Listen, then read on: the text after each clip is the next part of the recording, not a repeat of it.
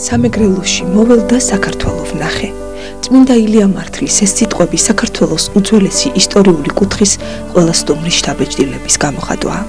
აქ ამ უძველეს კუთხეში დღეს საქართველოს სამოციქულო ეკლესიის 4 ეპარქია ეროვნულობისა და სულიერების სამჭედლოდ არის ქცეული. ბოლო წლების განმავლობაში სამეგრელოში აგებული ტაძრების სიმრავლე კი მთელი საქართველოს მასშტაბით გამორჩეულია. პარალელურად ხორციელდება ძველი ეკლესია-მონასტრების აღდგენითი სამუშაოები, მათ შორის საუკუნის მოვლენად ქცეული საკათედრო ტაძრების. შემთხვევითი არ გახლავთ, რომ ბრწყინვალე შვიდეულის კვირაში სრულიად საქართველოს კათოლიკოს პატრიარქი, მცხეთა-თბილისის მთავარეპისკოპოსი და ბიჭვინთისა და ცხუმა-აფხაზეთის მიტროპოლიტი, უწმინდესი და უნეტარესი ილია მეორე, სწორედ ამ უძველეს კუთხეს ეწვია. საქართველოს ეკლესიის საჭედმყრობელმა ჭყონდიდის და ფოთისა და ხობის ეპარქიები მოილოცა. პირველად უწმინდესი და უნეტარესი ჭყონდიდის უძველეს ეპარქიაში აბაშის ახლად დაგებულ ღვთისმშობლის შობის საკათედრო ტაძარს ესტუმრა. ამ დღისათვის მზადება მთელს ეპარქიაში დიდი ხნით ადრე დაიწყო და ტაძრის ეზოში თავი სხვადასხვა ასაკის მრავალმა ადამიანმა მოიყარა, რომელთაც საქართველოში ყველასთვის სასურველი სტუმრის დასახვედრად ტაძრის ეზო პალმისა და ტერიფის რტოებით მორთეს. უწმინდესის ჩამოგზანება აბაშის რაიონში ყოველთვის დიდი სიხარულის მომდანია. დიდი მთელ საქართველოში ასია და მათ შორის აბაშის რაიონში, მთელ სამეგრელოში. როდესაც პატრიარქი ჩამოდის, განწყობაც სხვანაირია, ჰაერიც სხვანაირია, ბუნებაც სხვანაირია.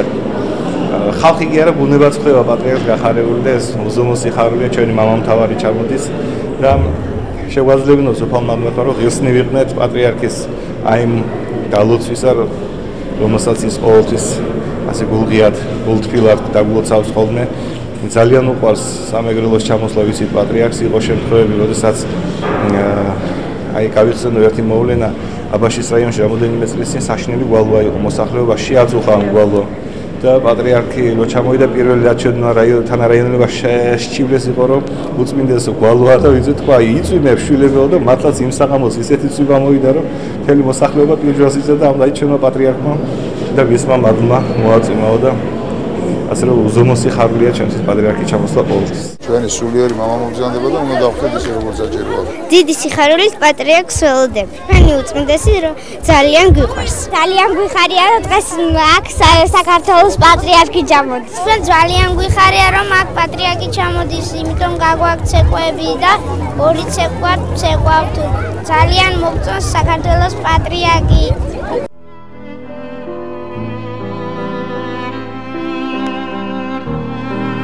ამ ტაძრის აგებას ხომ წლების განმავლობაში ელოდა აბაშის მრევლი. გასაბჭოებამდე ქალაქ აბაშის ტერიტორიაზე იყო პატარა სოფელი, რომელსაც ჰქონდა თავისი პატარა ხის სოფლის ეკლესია, რომელიც ბოლშევიკებმა დაანგრიეს, ყოფილა მთავარანგელოზთა სახელობისა, ძველი სასაფლაოს ტერიტორიაზე ეს ადგილი და დაიწყეთ ტაძრისათვის ადგილის შერჩევა. ინება განგება, მინება უფალმა, ტაძარი აშენებული იყო იქ, სადაც იყო ცოდნის ტაძარი.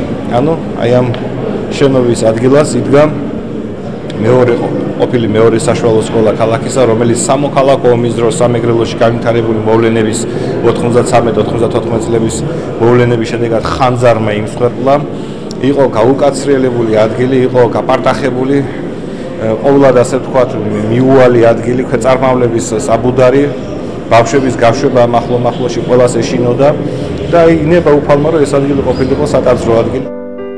სამნავიანი ბაზილიკა უძველესი ქართული არქიტექტურის ნიმუშების მიხედვით აიგო. განსაკუთრებით მნიშვნელოვანი კი გახლავთ ტაძრის საკურთხეველი, რომელიც ყოვლადწმინდა ღვთისმშობლის მოზაიკური ფრესკით არის შემკული. მოზაიკის ავტორი და შემოქმედი ცნობილი ხატმწერი, ხელოვანი, სახელოსნო ფოკანის დამფუძნებელი დავით კაკაბაძია. უნიკალურია იმით, რომ გელათის მონასტრის შემდეგ საქართველოში საკურთხევლის ფრესკა მოზაიკაში არ გაკეთებულა. გელათის მონასტრის შემდეგ ეს არის პირველი ფრესკა. აბაშის ღვთისმშობლის შობის სახელობის საკათედრო ტაძარი 2012 წლის შემოდგომაზე ამოქმედდა, თუმცა მაშინ სრულიად საქართველოს კათოლიკოს პატრიარქის უწმინდესისა და უნეტარესის ილია მეორის ჩამოსვლა ვერ მოხერხდა. ეს ოცნება აბაშელებს ბრწყინვალე შვიდეულში აუსრულდათ. საქართველოს ეკლესიის საჭედმყრობელმა უფალს შეაბედრა სრულიად საქართველო და დალოცა შეკრებილი მრევლი. ქადაგების ბოლოს კი აბაშაში მოღვაწე სასულიერო პირები დააჯილდოვა.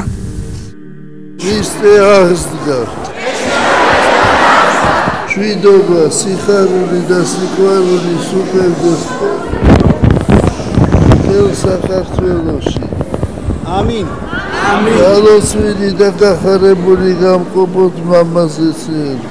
ეს ნამდვილად გაგუმებდა ამბობი სიხარული თქვენი მოგზაურობით გილოცავ მთელი ეპარქიისა და პირადად ჩემი სახელით ამ ერთ-ერთი ძვირფასი ყოვლადწმინდა ღვთისმშობლის ტაძრის კურთხევას აშენება საქართველოს მართლმადიდებელ ეკლესიას, რომელიც შეემატა და რომელიც არის ძღვენი დედა ღვთისმშობლის მიმართ, რომლის წინხლებია სულიად საქართველო დედა ღვთისმშობლის მიმართ, რომელმაც გამოგარჩია თქვენი უწმინდესობაო. ესე ვიტყოდი დედის მწვრთნიდან, ბავშვობიდან და უმძიმესი ჯვარი, ერის ჯვარი საქართველოს მამათმთავრისა, მწყემსთავრისა, სულიერი მოძღვრისა და ერის წინამძღოლობისა დაგაკისრა. ნიშნად ჩვენი დიდი პატივისცემისა, მადლიერებისა, სულს მოგართვათ საპატრიარქოს სათვის დამზადებული საქართველოს დამზადებული მოზაიკური მაცხოვრის ხატი.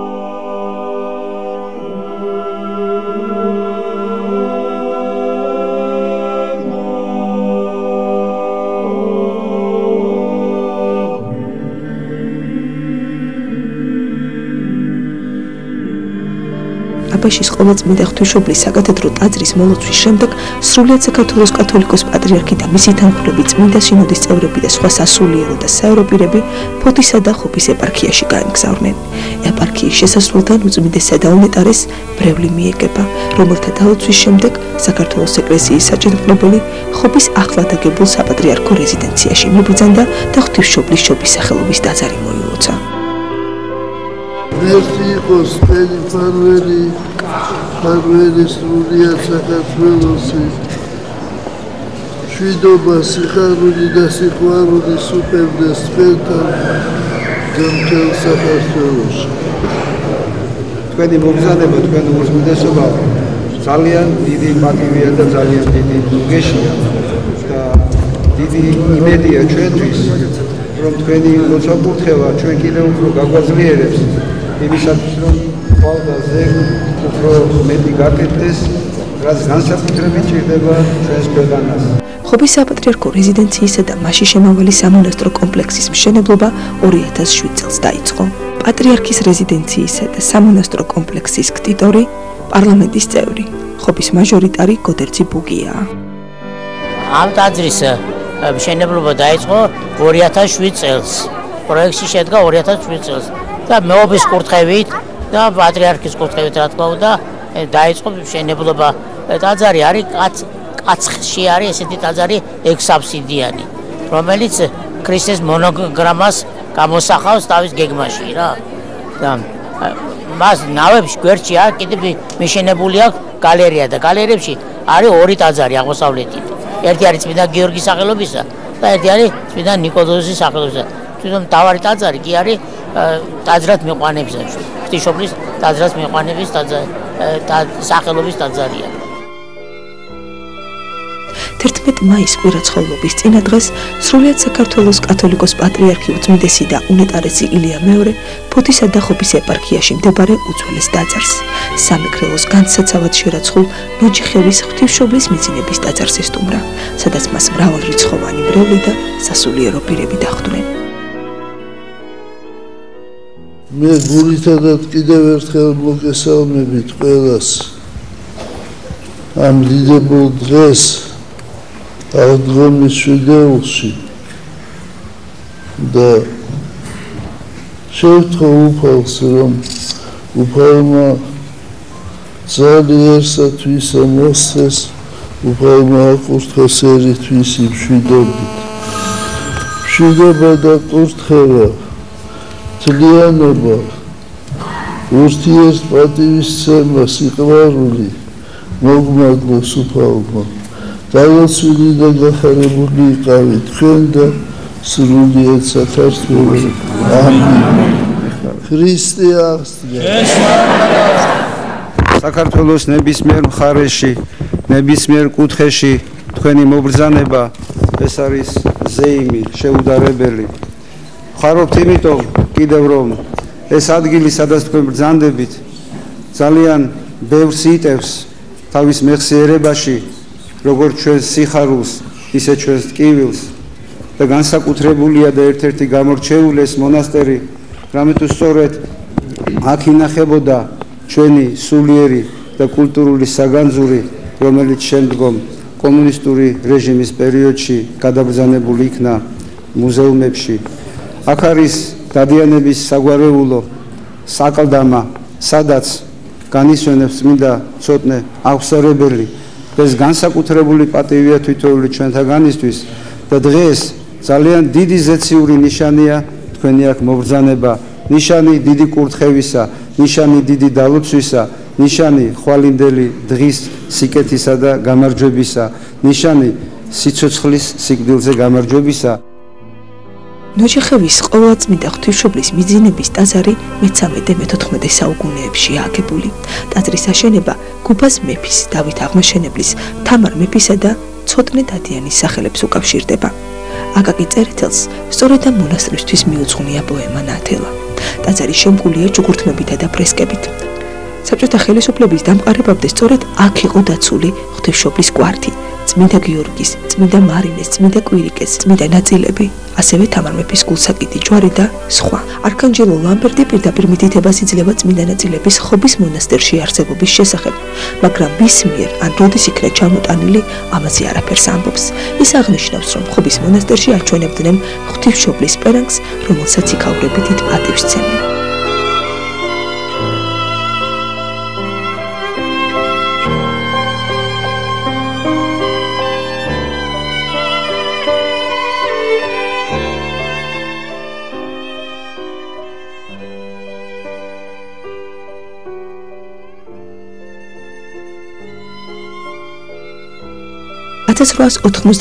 წლის 17 ივნისს რუსეთის იმპერატორმა ქუთაისის სამხედრო გუბერნატორს ნებადართო შექმნილი იყო ფოთის საკათედრო ტაძრის მშენებლობის განსაკუთრებული კომიტეტი, რომლის ხელმძღვანელობა ნიკო ნიკოლაძეს დაევალა.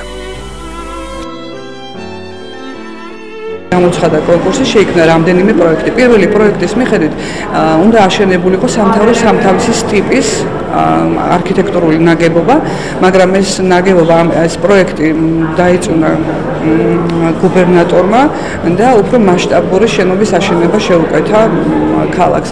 ამის შემდეგ ნიკო ნიკოლაძე აცხადებს საყოველთაო შეწირულობას სინოდის ნებართვით და ქალაქში ხდება შეწირულობების შეგროვება, რომ აშენდეს დიდი კათედრალური ტაძარი.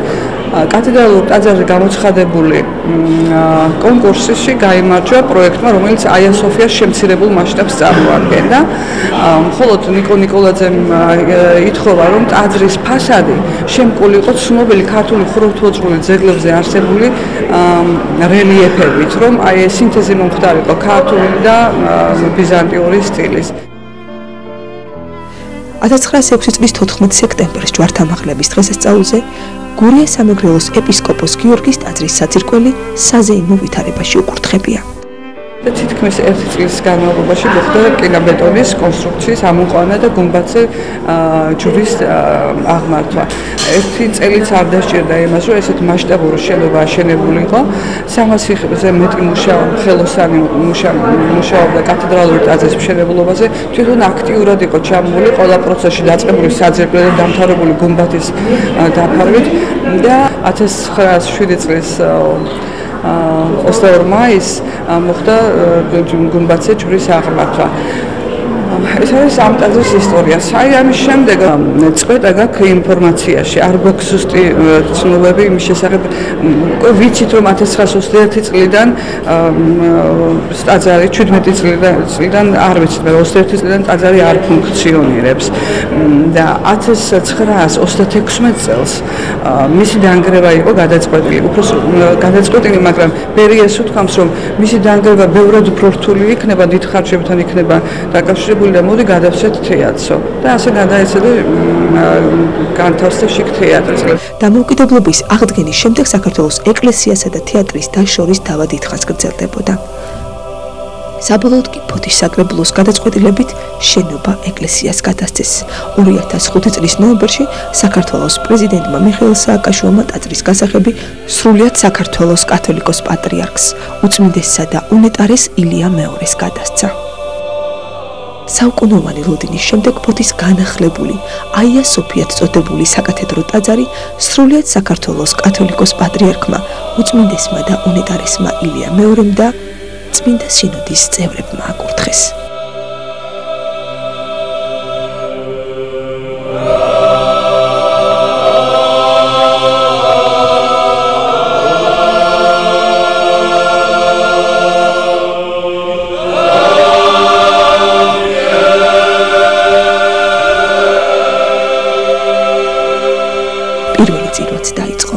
წირვა, რომელსაც 100-ზე მეტი წლის განმავლობაში ელოდა არა მხოლოდ ფოთის, არამედ სრულიად საქართველოს მოსახლეობა.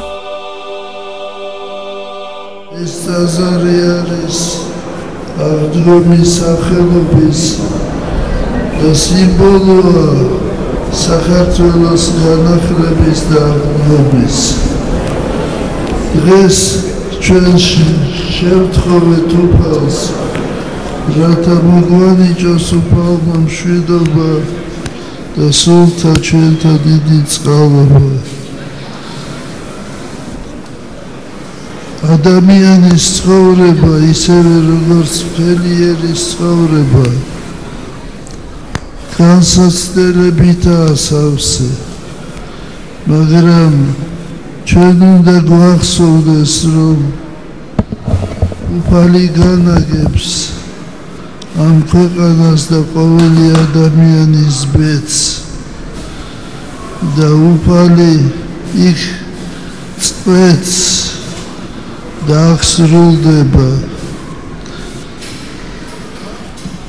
მე არ შემიძლია დღეს არ გავიხსენო დიდი ქართველი მოღვაწე ნიკო ნიკოლაძე.